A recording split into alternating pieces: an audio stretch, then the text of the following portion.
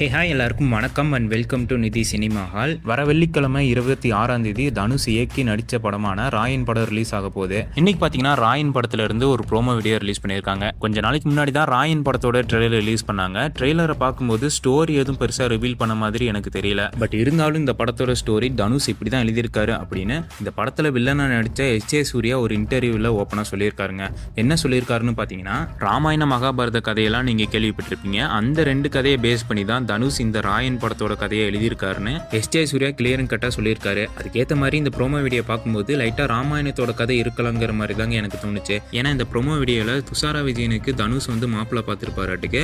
So அதை பற்றி தான் 2 பேரும் டிஸ்கஸ் பண்ணிட்டு இருப்பாங்க. ராமாயணத்தில் பார்த்தீங்கன்னா ராவணனோட தங்கச்சியான சூர்பனகைக்கு மாப்பிள்ளை பார்க்குற இடத்துல ஒரு மோசமான இன்சிடென்ட் அவங்களுக்கு ஒன்று நடக்கும். அதுக்கப்புறம் தான் ராவணன் செய்தியை தூக்கிட்டு ஒரு பெரிய சம்பவத்தை பண்ணுவாப்புல. ஆல்ரெடி இந்த படத்தில் தனுஷோட கேரக்டர் பார்த்தீங்கன்னா ராவணன் கேரக்டரோட தான் கனெக்ட் பண்ணுவாங்க. அந்த வகையில் எஸ்.ஜே. சூர்யா சொன்னது உண்மையா இருக்கும் பட்சத்தில் துஷாரா விஜயன் பார்த்தீங்கன்னா சூர்பனகையோட தான் கனெக்ட் பண்ணுவாங்கன்னு நினைக்கிறேன். ஸோ அவங்களுக்கு நடக்கிற இன்சிடென்ட் வச்சு தான் இந்த படத்தோட கதை அமையணும்னு நினைக்கிறேன். அண்ட் அதுக்கப்புறம் பார்த்தீங்கன்னா ராமாயணத்தில் ராவணனோட தம்பி இறந்து போற மாதிரி தான் இருக்கும். ஸோ அதே மாதிரியே இந்த படத்துலையும் தனுஷ் கேரக்டருக்கு 2 தம்பி இருக்காங்க. ஸோ 2 தம்பியில எந்த தம்பி இறக்குறாருன்னு வெயிட் பண்ணி பார்க்கலாங்க.